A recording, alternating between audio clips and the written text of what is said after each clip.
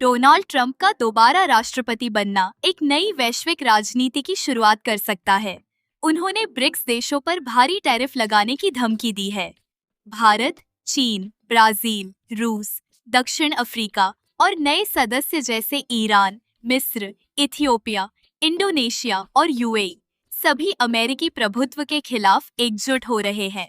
Trump का मकसद है डॉलर की वैश्विक स्थिति को बनाए रखना, जबकि ब्रिक्स का लक्ष्य है एक बहुध्रुवीय आर्थिक व्यवस्था का निर्माण। यह संघर्ष सिर्फ व्यापार का नहीं, बल्कि वैश्विक शक्ति संतुलन का है। क्या अमेरिका अपनी स्थिति बनाए रख पाएगा या ब्रिक्स देशों की एकजुटता उसे चुनौती देगी? ब्रिक्स का विस्तार 2000 से 2025 में एक नई शक्ति के रूप में उभरा है। नए सदस्य जुड़ने से इन देशों की साझा जीडीपी और जनसंख्या वैश्विक स्तर पर एक बड़ी ताकत बन गई है। अमेरिका की टैरिफ नीति के खिलाफ ब्रिक्स देशों में समन्वय बढ़ा है। ट्रंप की धमकियों ने हमें एकजुट किया है। ब्राजील के राष्ट्रपति लूला दा सिल्वा ने मोदी जी से बात की और रणनीति बनाई। अब हम स्थानीय करेंसी और न्यू डेवलपमेंट बैंक जैसे प्लेटफॉर्म के जरिए अमेरिका पर निर्भरता कम कर रहे हैं। रूस और चीन ने भी साफ कहा है कि वे दबाव की राजनीति बर्दाश्त नहीं करेंगे। यह एक नई शुरुआत है जहां हम मिलकर अपनी ताकत को बढ़ा रहे हैं।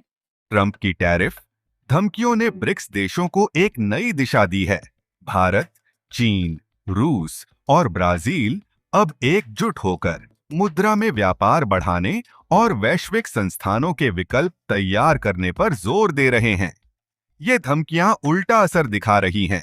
ब्रिक्स देश पहले से ज्यादा एकजुट हो रहे हैं और अमेरिका के खिलाफ एक मजबूत मोर्चा बना रहे हैं।